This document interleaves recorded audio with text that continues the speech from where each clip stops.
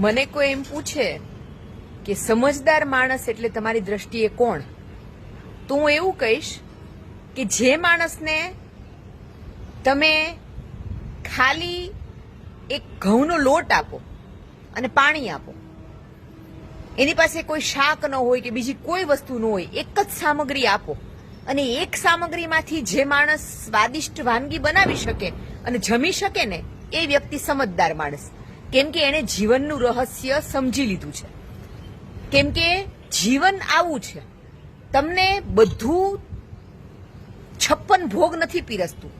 જીવન તમને તમારા આગળના જન્મોના કર્મો પ્રમાણે અને તમારી ક્ષમતા પ્રમાણે તમને સંબંધો, રૂપિયા, દરેક વસ્તુ આપે છે.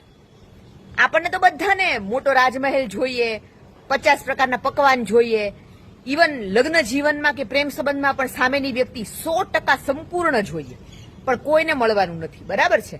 દરેકને યુનિવર્સ એ કેટલું સાચવી શકે છે, સંભાળી શકે છે, અથવા તો એ વ્યક્તિ કેવી છે, એની સામે કેવી વ્યક્તિ એને સમજી શકશે અને સાચવી શકશે, એ પ્રમાણે જોઈને વ્યક્તિ આપે છે સામેની.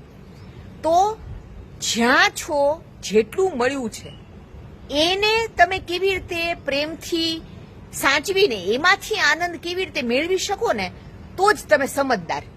બાકી કકળાટો કરતા રહ્યો, ફરિયાદો કરતા રહ્યો, જે નથી મળી શકવાનું એની પાછળ ભાગતા રહ્યો અને એમાં જ જિંદગી પૂરી કરી નાખો. આવા અણસમજુઓથી આ દુનિયા આજે ભરેલી છે. એટલે જ અડધા લોકો નહીં, પોણા લોકો દુઃખી છે, ડિપ્રેશનમાં છે અને રડતા રહે છે.